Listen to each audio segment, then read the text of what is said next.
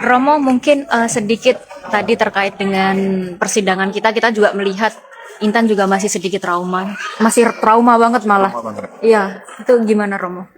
Ya pertama puji Tuhan ya, karena sidang hari ini cukup berat sebenarnya bagi kita, saya kira, dengan yang pertanyaan-pertanyaan yang membuka kembali traumanya, pengalaman-pengalaman pahitnya.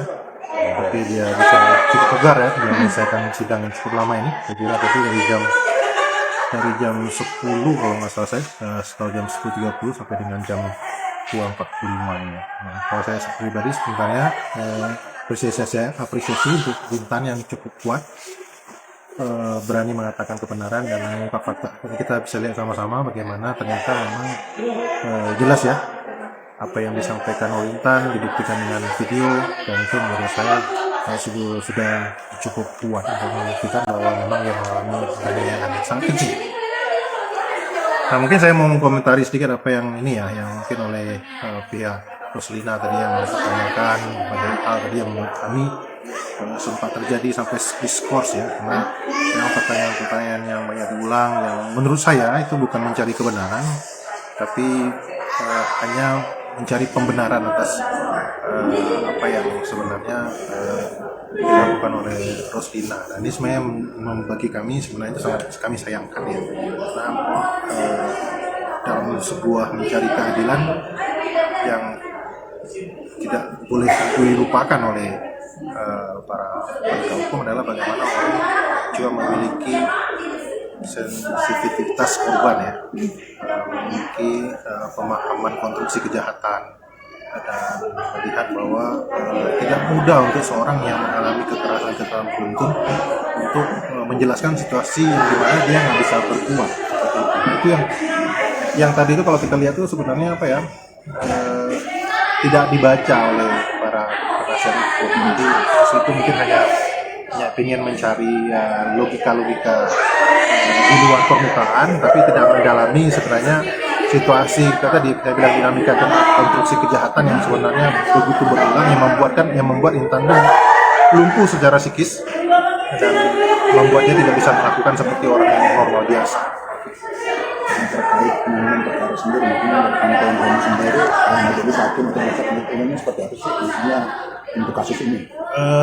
Kalau saya lihat ya dalam dua pertemuan terakhir ini, misalnya sidang terakhir yang kemarin untuk pemeriksaan Roslina dan hari ini, yang menarik adalah bahwa jaksa menyimpan senjata di ujung, saya lihat ya, dia kan mengeluarkan video pada akhir ya, bahkan tapi pertanyaan hakim juga tadi cukup sangat tajam ya. Nih Bang, boleh izin nggak pengacara Roslina cantiknya juga supaya berarti beliau juga ya.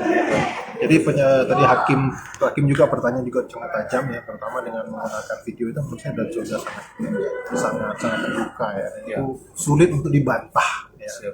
Untuk dibantah bahwa kejahatan itu tidak terjadi. Jadi saya cukup puas dalam arti pembuktian ya. Walaupun dari dalam segi alur persidangan memang kami agak sedikit kecewa tadi. Ketika bagaimana korban diberi pertanyaan berulang-ulang dan harus sungguh menderita, saya kira juga harus mengingat lagi pengalaman yang berat.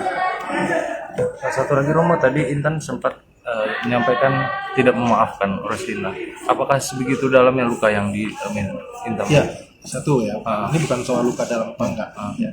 Tapi kalau teman-teman ngelihat tadi, ya, adakah penyesalan di hati seorang Roslina? Jadi, apa yang harus dimaafkan untuk orang yang tidak pernah mau merasa bersalah dan tidak menyesal dengan perbuatannya?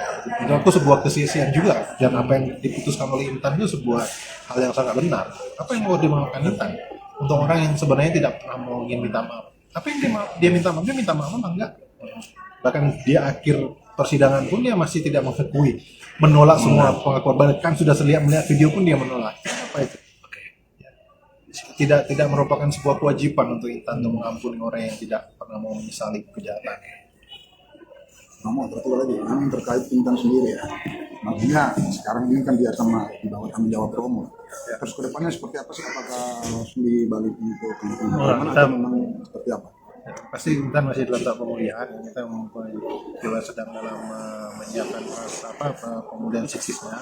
Ke depan nanti kita belum tahu Intan rencana kemana, tapi fokus kita sekarang adalah bagaimana menyelesaikan sidang ini, kemudian pemulihan psikisnya, dan Jika nanti kita konsultasi sama pengacara, psikolog juga, bagaimana ke depannya, tapi melihat hal yang mungkin bisa kita buat untuk Intan atau juga Intan sendiri, dan tentu memilih apa yang harus dia pikirkan setelah itu.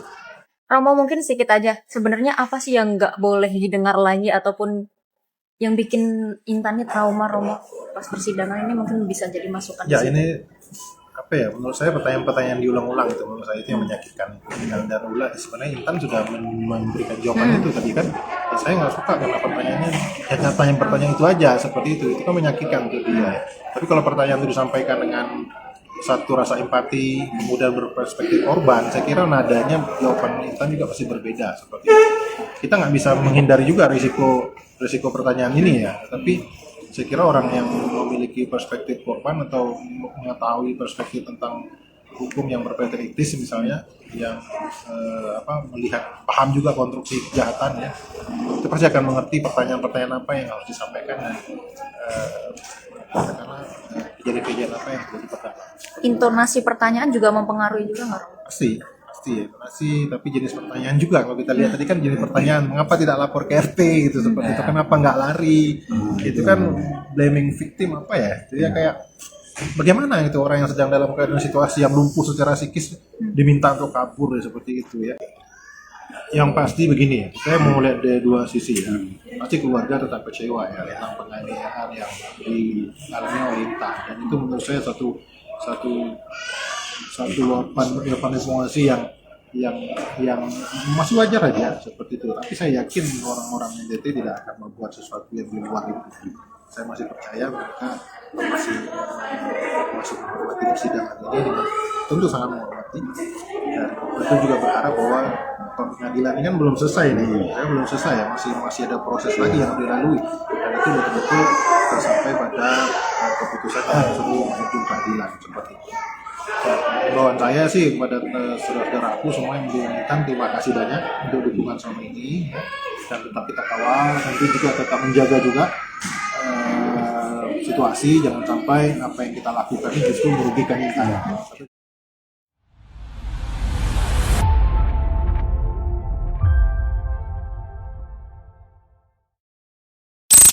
gangguan tidur. Otomatis itu hari ini akan muncul kembali.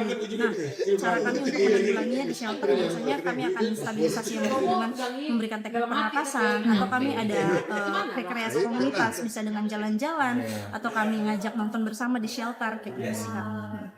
Ada trauma pada hewan, Kak, sama anjing atau gimana gitu? Karena Dia mah sayang banget loh kalau nengok anjing, kalau nengok kucing, karena memang sumber ketakutannya lebih kepada manusia sih daripada pada hewan sendiri. Dan suara. Ya, dia itu bisa ngomong. Kalau kita tanya tentang kondisi, dia tuh bisa ngomong, bahkan berulang-ulang. Tapi yang tidak ininya ya, kurang adaptifnya adalah dia mengulangi kata-kata yang menyakitkan itu, dia akan ulang-ulangi terus, dan akhirnya dia internalisasi. Kan seperti yang kita ketahui tadi di persidangan, dia mengakui bahwa dia tidak pernah dipanggil namanya sendiri, nama Intan tuh tidak pernah tersebut dari mulut majikan. Tidak pernah tersebut. Tapi apakah dia mampu bercerita? Dia selalu mampu untuk bercerita, tapi cenderung mengulang. Nah, itu yang kemarin dibantu sama psikolog juga, sehingga dia mengurangi pengulangan, karena itu bakal menginternalisasi dan men-trigger dia, akhirnya dia tidak berkembang ke arah pemilihan.